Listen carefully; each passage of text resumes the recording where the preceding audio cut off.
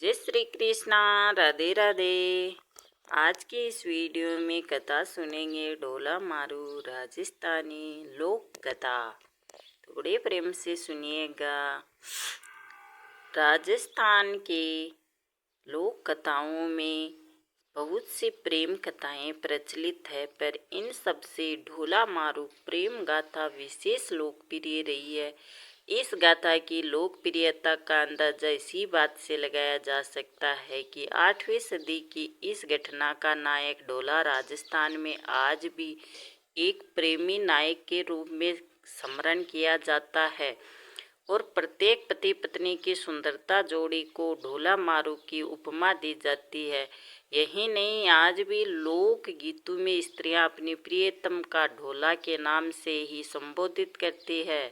ढोला शब्द पति शब्द का पर्यायवाची ही बन चुका है। राजस्थान के ग्रामीण स्त्रियां आज भी विभिन्न मौकों पर ढोला मारू के गीत बड़े ही चाव से गाती है।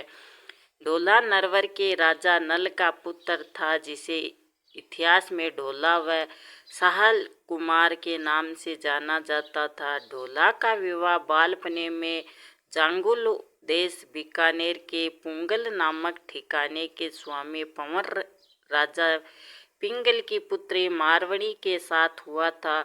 उस वक़्त ढोला 3 वर्ष के, मारवणी मात्र 1.5 वर्ष की थी। इसीलिए शादी के बाद मारवणी को ढोला के साथ नरवर ही भेजा गया।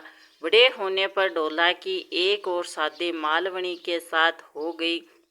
बचपन में हुई शादी के बारे में ढोला भी लगभग भूल चुका था। उधर जब मारवणी प्रौढ़ हुई तो माँ बाप ने उसे ले जाने के लिए ढोला को नरवर कई संदेश भेजे। ढोला की दूसरी रानी मालवणी को ढोला की पहली शादी का पता चल गया था। उसे यह भी पता चल गया था कि मारवणी जैसी बेहद खूबसूरत राजकुमारी कोई और नहीं। सो उसने डाह व ईर्ष्या के चलते राजा पिंगल द्वारा भेजा कोई भी संदेशा ढोला तक पहुंचने ही नहीं दिया। वह संदेश वाहक को ढोला तक पहुंचाने से पहले ही मरवा डालती थी। उधर मारवणी के अंकुरित यौवन में अपना रंग दिखाना शुरू कर दिया। एक दिन उसे स्वप्न में अपने प्रियतम ढोला के दर्शन हुए। उसके बाद तो वह ढोला के वियोग में जलती रही। उसे न खाने में रुचि रही न किसी कार्य में। उसकी हालत देख उसकी माँ ने राजा पिंगल से ढोला को फिर से संदेश भेजने का आग्रह किया। इस बार राजा पिंगल ने सोचा, संदेश वाहक को तो मालवणी मरवा डालती है, इसीलिए इस बार क्यों ना किसी चतुर डोली को नरवर भेजा जाए, जो गाने के बहाने ढोला तक संदेश पहुंचाए, उसे मारवणी के साथ हुई उनकी शादी को याद दिला दे। जब डोली नरवर के लिए रवाना हो रहा था, तब मारवणी ने उसे अपने पास बुलाकर मारू राग में दोहे बनाकर दिए और समझाया कैसे ढोला के सम्मुख जाकर गाकर सुनाना है। ढोला ने मारवणी को वचन दिया कि वह जीता रहा तो ढोला को जरूर लेकर आएगा और मर गया तो वहीं का होकर रह जाएगा। चतुर डोली याचक बनकर किसी तरह नरवर में ढोला के महल तक पहुंचने में कामयाब हो गया और रात होते ही उसने ऊंची आवाज में गाना शुरू किया। उस रात बादल छा रहे थे। अंधेरी रात में बिजलियां चमक रही थी। झीणी झीणी पड़ती वर्षा के फुहारों के शांत वातावरण में डोली ने मल्हार राग में गाना शुरू किया। ऐसे सुहाने मौसम में डोली का मल्हार राग का मधुर संगीत ढोला के कानों में गूंजने लगा। ढोला फन उठाए नाग की भांति राग पर झूमने लगा। तब डोली ने साफ शब्दों में गाया, ढोला नरवर सेरिया धन पुंगल 11वीं हा। गीत में पुंगल व मारवणी का नाम सुनते ही ढोला चौंका और उसे बालपने में हुई शादी की याद ताजा हो गई। डोली ने जो मल्हार व मारू राग में मारवणी के रूप का वर्णन ऐसे किया जैसे पुस्तक खोलकर सामने करती हो। उसे सुनकर ढोला तड़प उठा। दादी पूरी रात गाता रहा। सुबह ढोला ने उसे बुलाकर पूछा तो उसने पोंगल से लाया मारवणी का पूरा संदेशा सुनाते हुए बताया कि कैसे मारवणी उसके वियोग में जल रही है। आखिर ढोला ने मारवणी को लाने हेतु पोंगल जाने का निश्चय किया, पर मालवणी ने उसे रोक दिया। ढोला ने कई बहाने बनाए, पर मालवणी उसे किसी तरह रोक देती। पर एक दिन ढोला एक बहुत तेज चलने वाले ऊंट पर सवार होकर मारवणी को लेने चल ही दिया और पोंगल पहुंच गया। मारवणी ढोला से मिलकर खुशी से झूम उठी। दोनों ने पोंगल में कई दिन बिताए और एक दिन ढोला ने मारवणी को अपने साथ ऊंट पर बिठाकर नरवर जाने के लिए राजा पिंगल से विदा ली।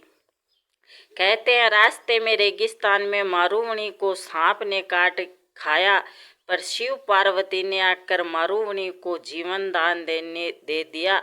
आगे बढ़ने पर ढोला उमर सुमरा के षड्यंत्र में फंस गया।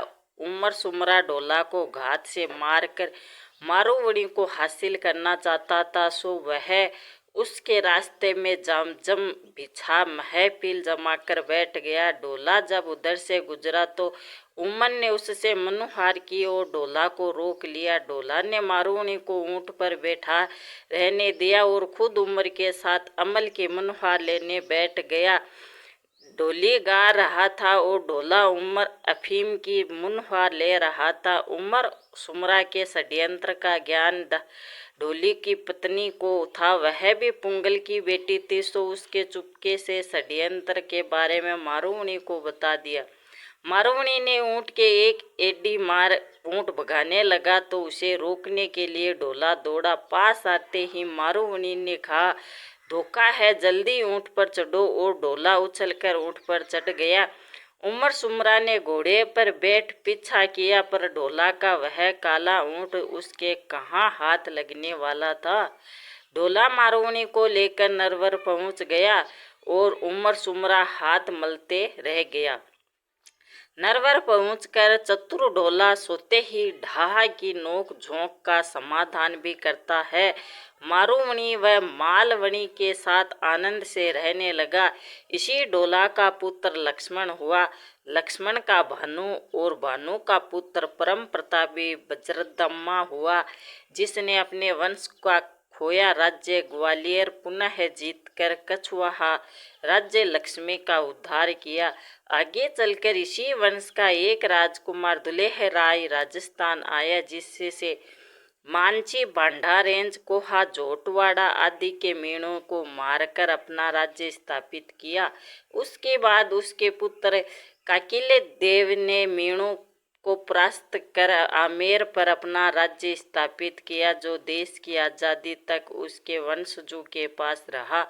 यही नहीं, इसके वंशजों में सौ भैरू सिंह जी शेखावत इसी देश के उपराष्ट्रपति बने। वह इसी वंश के श्री देव सिंह शेखावत की धर्मपत्नी श्रीमती प्रतिभा पाटिल आज इस देश की महामहिम राष्ट्रपति है। ढोला को रिझाने के लिए ढोली द्वारा गाए कुछ दोहे। अखंडिये डंबर भई नयन गमाया रोय, क्यों साजन प्रदेश में रहा बियंडारा होय। आंखें लाल हो गई रो रो कर नयन गंवा दिए, साजन प्रदेश में क्यों पराया हो गया। दूजन बेन न सांभरी मना न विसाराए, कुंझाल लाल बछाए ज्यों खीण खीण चिता रहे। बुरे लोगों की बातों में आकर उसको मारुवणी को मन से मत निकालो। कुर्जा पक्षी के लाल बच्चों की तरह वह अक्सण अक्सण आपको याद करती है। आंसुओं से भिगा चीर निचोड़ते निचोड़ते उसकी हथेलियों में छाले पड़ गए हैं। जे थू साहिबा न आवियो, सावण पहली तीज, बीजन तजे जब्बूकड़े मधु मरिसे खीज। यदि आप सावन की तीज के पहले नहीं आए तो वह मुग्धा बिजली की चमक देखते ही खिंचकर मर जाएगी। आपकी मारुवण के रूप का बखान नहीं हो सकता। पूर्व जन्म के बहुत पुण्य करने वालों को ही ऐसी स्त्री मिलती है। नमणी खमणी बहु गणी सुखमणी सुकुछ, गोरी गंगा नीर ज्यों मन गर्वी तन अच्छे। बहुत से गुणों वाली अक्षमशील नम्र व कोमल है। गंगा के पानी जैसी गोरी है उसका मन और तन है श्रेष्ठ।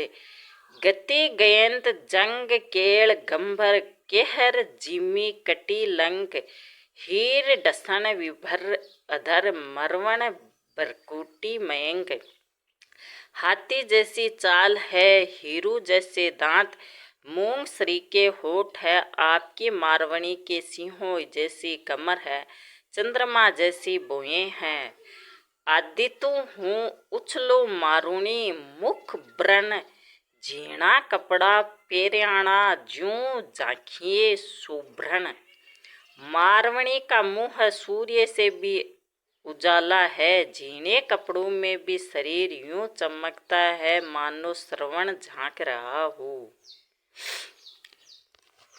आपको ये कहानी पसंद आई राजस्थान की ढोला मारी की तो कमेंट में ढोला मारू अवश्य लिखिए, लाइक व सब्सक्राइब अवश्य कीजिएगा।